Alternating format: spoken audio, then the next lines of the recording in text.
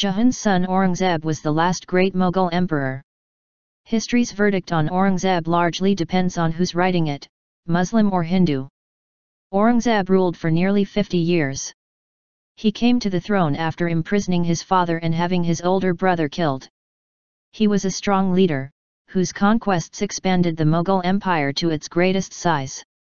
Aurangzeb was a very observant and religious Muslim who ended the policy of religious tolerance followed by earlier emperors. He no longer allowed the Hindu community to live under their own laws and customs, but imposed Sharia law, Islamic law, over the whole empire. Thousands of Hindu temples and shrines were torn down and a punitive tax on Hindu subjects was reimposed. In the last decades of the 17th century, Aurangzeb invaded the Hindu kingdoms in central and southern India, conquering much territory and taking many slaves. Under Aurangzeb, the Mughal Empire reached the peak of its military power, but the rule was unstable. This was partly because of the hostility that Aurangzeb's intolerance and taxation inspired in the population, but also because the empire had simply become too big to be successfully governed.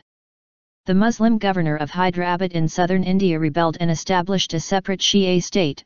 He also reintroduced religious toleration.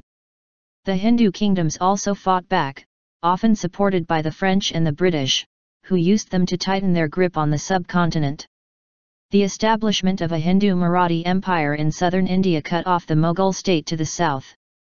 The great Mughal city of Calcutta came under the control of the East India Company in 1696, and in the decades that followed Europeans and backed by Hindu princes conquered most of the Mughal territory. Aurangzeb's extremism caused Mughal territory and creativity to dry up and the empire went into decline. The Mughal emperors that followed Aurangzeb effectively became British or French puppets. The last Mughal emperor was deposed by the British in 1858.